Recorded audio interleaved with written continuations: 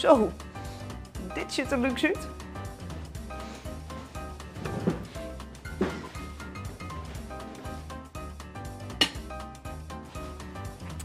Oeh, ik ben benieuwd wat hieronder zit.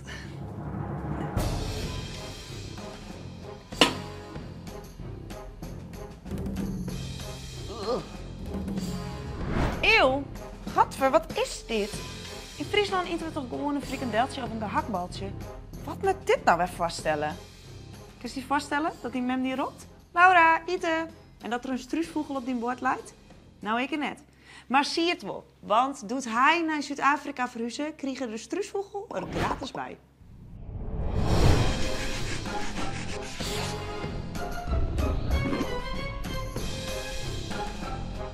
Ja, Laura.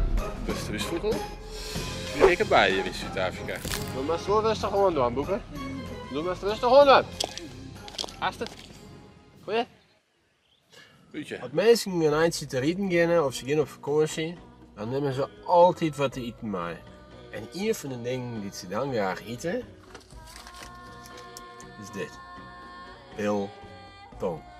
Eten is heel wichtig in de Zuid-Afrikaanse cultuur. Want je hebt nog wel een heel soort eten. Dat is net vegetarisch. Nee, in Zuid-Afrika eten we een heel soort vlees. Kom dus lekkere biltongen zijn proeven en dat zullen wij eens even doen. En dan ga ik hier bijvoorbeeld een lekker stukje struisvogel. Gewoon eens in de pannen. Maar wat wij gaan willen is biltong. Dat is dit. Maar dan droegen. Dat proces, dat kan wel even doorheen. Maar het wil even een paar dagen, soms ik wel weken gewoon een herkingen. Voordat het droegen is en net verrotten. Ja. Wauw, machine. Nou, dit eten wij dus in Zuid-Afrika. Jeroen, dus is het in Amerika nog wel wat nu visiten krijgen, of net?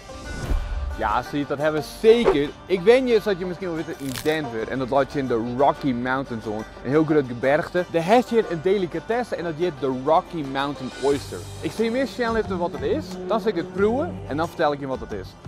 Ja, dit is het dus, de Rocky Mountain Oysters. Als je hem nou al wist wat ik wist, dan snap je hem waarom ik sta triple je om een hap te nemen. Dus ik ben echt een beetje nerveus. Een Rocky Mountain Oyster is dus een stierentestikel. En die snijden ze in lietse stikjes en dat frituren ze dan.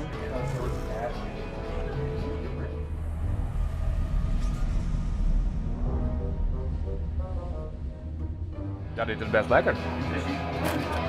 Dit is dan best lekker. Dit is prima. Nou is het wel zo dat je dit echt net overal vinden kan, hè. Je moet er echt wel op zoek naar restaurants die dit nog maken.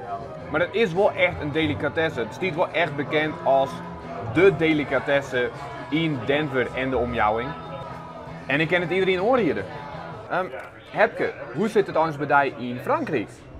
Nou Jeroen, ik weet net of ik dat samen nijdig. In Frankrijk als ik heel vreemd vlees. Hier in deze merkenhome, er binnen alle jaren utensils met typische Franse producten vinden. Kraamkusmei, pralines, macarons, lekkere Franse appeltaart. Weer als een heel vreemd vlees. En dat ze dan lekker proeven. Ik kan je dus een hele schaal vol met slakken. Ja, dus dadelijk maar even zien of ik nog steeds leef. Duizenden hierin, hartstikke veel slakken. Maar het is populair daarom. In de Franse tijd in de middeleeuwen, toen mochten de Fransen in de vastentijd die vlees eten. Maar slakken, dat was wel vol. Cheers.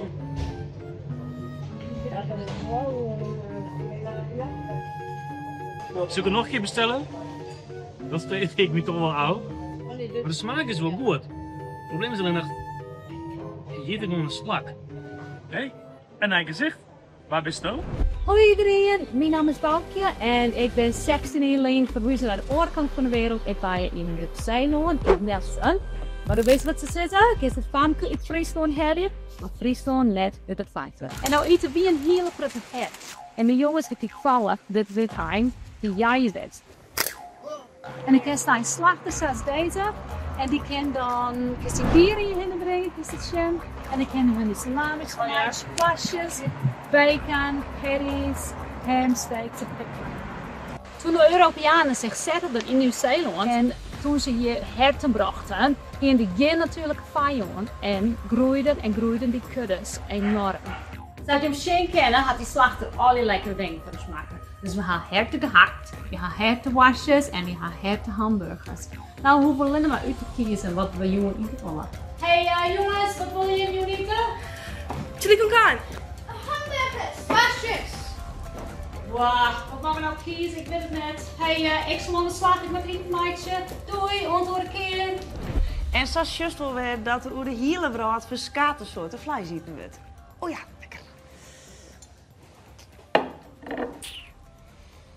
Ik hoor het gewoon bij mijn gehaktbaltje. Oeh.